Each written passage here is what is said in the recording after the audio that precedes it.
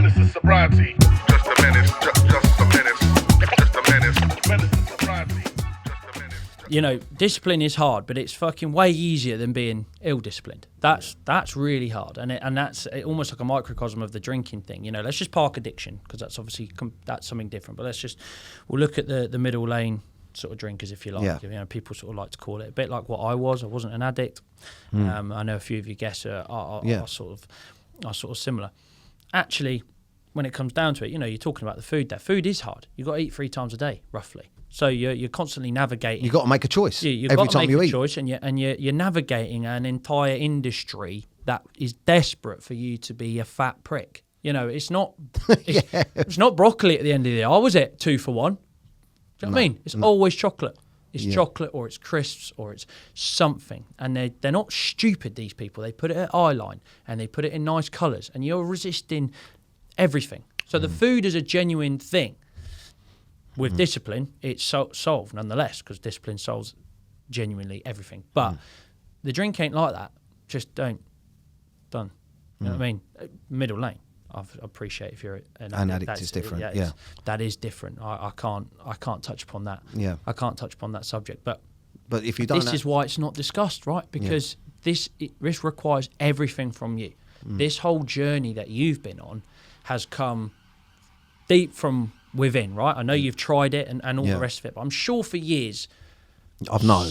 You've known, but I'm sure someone would have gone, Dan, you've got to sort this out. Or mate, for years, right. for years. And it never happened. No, right? it was like for years. Yeah. My dad was saying it to me fucking 15 years ago. Yeah. Every time I see you, you got a drink in your hand. You know? Exactly. But so just take it. We're talking about an external voice here. So let's take an external voice that you're paying, right? And they just go, well, you've got to be disciplined, mate. And you go, how? And you go, well, like I said earlier, you can reverse engineer it a bit. You can have a cold shower. You can try and train or whatever. But it's just got to be. It's completely internal. This, and you'll find your way. I've no doubt about it. But there's no book on it. There is a book on a 6-week, bodybuilding split. Great. There is an app that you can download that so happens to be mine, and you can use my free calorie calculator, and you can then sign up to my 6-week program for X amount, and I can sell that to thousands of people, whatever. But actually the key to it is all down to you, and that's why this is so rarely talked about. And of course the discipline and the drink thing is, but I think incredibly similar. And actually speaking about your cousin, that's actually such an interesting point, because so as I was saying earlier, I like to sort of call myself a health and fitness ambassador as opposed to just a PT. Mainly because there are so many fucking bad ones. I try not to put myself in it too often. But I'll give you a real life experience of why I believe it's incredibly important for us as health and fitness professionals, ambassadors, whatever you want to call it, to hold up our end of the bargain.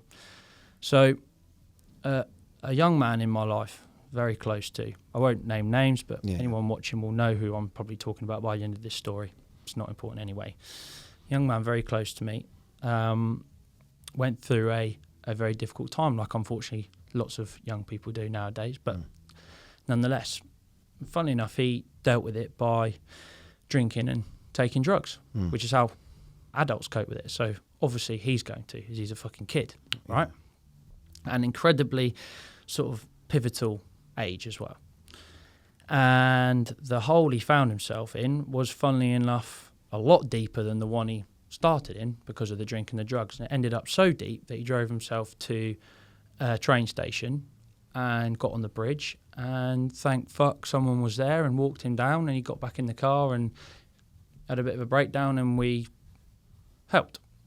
Now, obviously a complete overhaul was required in order to help navigate him and all of us sort of out of this situation. And really the first thing that needed to be addressed was the drink and the drugs, and the next one, of course, is always coupled with exercise. Now, the only person in his life that didn't drink or take drugs and exercised was me. Fucking hell. Right? Yeah. The only person. The only person. But if you look around, it's not that uncommon. No, you're right. Right? It's rare. I saw something the other day that every single family in the UK, you only have to go back, 3 generations, in every single family in the UK to find something significant alcohol-related death, illness, drink driving, Abuse. whatever. Something. Fuck. Only within 3 generations, something. Yeah, something. Wow. And then I thought, no, my family's all right. And then I thought, oh no, fuck, there is someone who drunk drives. So, Anyway, so I was the only person. Now I might be sounding like a bit of a martyr here. I'm not trying to come off as a martyr. But the point is, no one else was in a position at that time to say, you got to knock the drink and the drugs on the head, and you got to train. Because no one was Because training. no one else was doing it. Yeah. Now luckily I actually own a gym, so it was a bit of a dream situation. But don't get me wrong, that is where me flying the flag was, I hate to say it, but potentially life-saving. Yeah. Because people can say the right things, but if you don't, They need to be shown. They need to be shown. Yeah. You don't walk the walk, then it's it's very, very difficult. Well, it's okay. I can have a glass of red and then I can leave it there. Well, most people can't do that, and I'm not even sure you can. And it's a Wednesday, and fucking grow up. You got better things to do, I think. Yeah. And so that to me I was like, fucking hell. That just makes solidified every it. sort of Solidified it. Yeah, every kind of bit of resistance I've ever had, every shitty little question like, why don't you drink? Even though that's not what the question should be. The question should be is, why do you drink? And if you have your reasons, fine.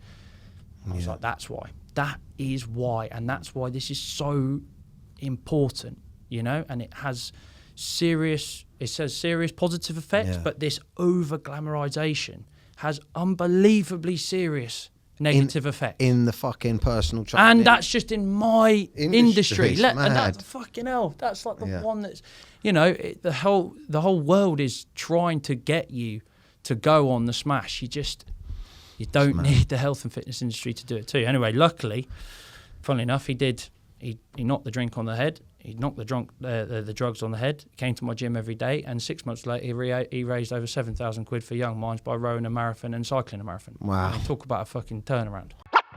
Menace to sobriety. Just a menace. Just a menace. Just a menace. Menace to sobriety. Just a menace. Just